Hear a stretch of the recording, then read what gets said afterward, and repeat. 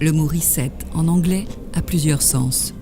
Depuis la réinitialisation d'un ordinateur jusqu'à la réduction d'une fracture ou la remise en place d'un membre. Selon l'artiste, reset est une manière d'effacer le trop-plein d'influences qui nous paralyse, qui font de nous des éternels suiveurs, toujours en retard d'une mode.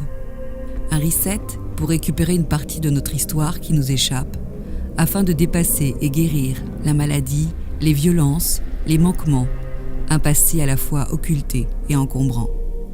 Un reset donc, pour recommencer à zéro, pour tracer une histoire liée à la nature humaine et à notre appartenance au monde.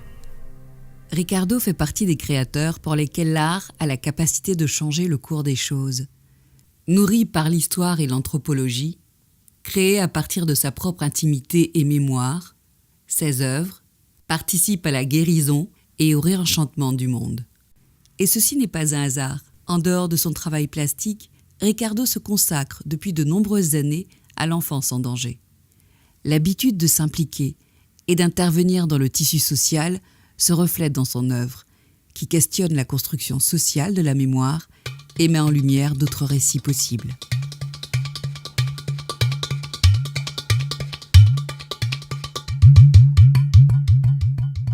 Le travail actuel de Ricardo Zé-Lafontaine a plusieurs choses extrêmement intéressantes. La plus évidente pour moi est l'utilisation qu'il fait du noir et blanc. Parce que ça va contre toutes les attentes qu'on peut avoir en termes d'exotisme avec un artiste de la Caraïbe. Et donc, avec le noir et blanc, il va contre tout cela et c'est très intéressant. La deuxième chose, c'est son travail en dessin automatique. Et il travaille, c'est vrai, en quelque sorte à l'aveugle, puisque lorsqu'il va travailler sur la toile, sur des grands formats, il va travailler en déroulant la toile pendant qu'il peigne. Et donc, ça fait qu'il ne voit pas la toile en son entièreté avant d'avoir fini. Ça me fait penser un petit peu au Blind Series de Robert Morris, dans lequel il travaille les yeux fermés pour récupérer l'intuition. Et c'est là aussi la question de Ricardo. Lorsqu'il travaille avec le dessin automatique, c'est pour faire émerger l'inconscient et pour récupérer l'intuition. Et il y a un autre point de contact avec ce qu'il fait Robert Morris, toute proportion gardée, c'est qu'à la fin, on obtient une sorte de langage.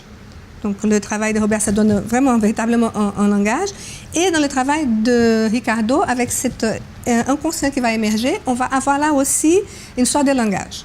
La troisième chose, qui est le fil conducteur de cette exposition, c'est que lorsqu'on est confronté aux séries, à ce travail qui a dérivé petit à petit en formant différentes séries, c'est que ça se met en place, ça émerge de son travail un récit.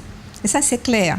Dans ce récit, qu'est-ce qu'il y a? Il y a une cosmogonie, un récit et une explication de la création et du fonctionnement du monde. Il y a une lutte entre l'ordre et le désordre, et cette chose va se résoudre dans une sorte de catharsis qui va amener à une nouvelle proposition. Donc on a une première série, la série qu'on a appelée la série des vivants, où la surface elle est occupée de façon exhaustive, et là on a comme si on avait du chaos, en tout cas on a quelque chose qu'on ne maîtrise pas. Ensuite on va organiser cela sous la forme des signes, c'est la série des signes, donc comme un langage, et cette série elle va après évoluer dans d'autres choses, on va voir. Ensuite on a la série des villes ou des cartographies, où on a vraiment une organisation, une structuration de l'espace, avec une organisation très forte. Donc là l'ordre, on dirait qu'elle est en train de gagner. Et ensuite, on va passer vers le réel où l'ordre commence à perdre. Donc, il y a toujours cette tension ordre-désordre. Et à un moment donné, lorsqu'on est dans cette série du réel, on a à nouveau la toile entièrement colonisée, comme il dit, donc occupée de partout, et avec un procédé d'effacement qui va donner cette impression de désordre, pour arriver à la dernière toile, qui est la catharsis rouge où ça explose, et qui amène vers le renouveau des intercesseurs. Les dernières œuvres de Ricardo, avec sa création des intercesseurs, pour moi, c'est l'aboutissement d'un parcours, je dirais même presque d'un parcours initiatique. Ricardo, à la fois par son travail d'écriture automatique, qui relève quasiment de la transe, et de tout ce qu'il a fait depuis quelques années, a produit un récit qui relève de l'organisation de son chaos intérieur. Et ces intercesseurs, ces dernières figures, c'est l'aboutissement de ce travail d'organisation.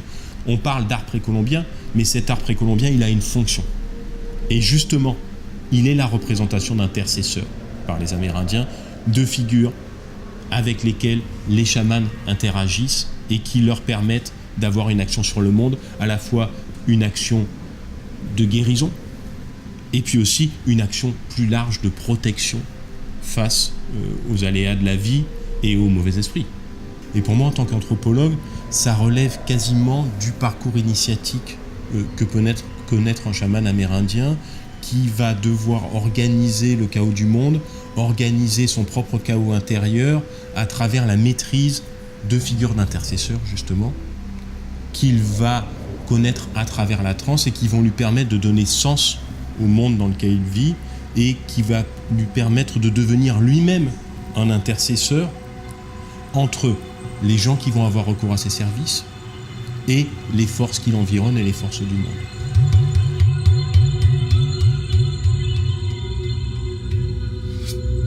Quand on regarde les premières œuvres de Ricardo dans cette série noir et blanc d'écriture automatique, la première impression qu'on a, c'est une impression de désordre. Et petit à petit, ces figures vont ingérer ce désordre, organiser l'espace de la toile et finalement donner un sens, donner une logique au désordre intérieur de Ricardo avec l'émergence de ces figures d'intercesseurs qui, du chaos initial, nous amènent à un nouvel ordre qui permet de mieux négocier avec nos réalités intérieures et les réalités extérieures du monde.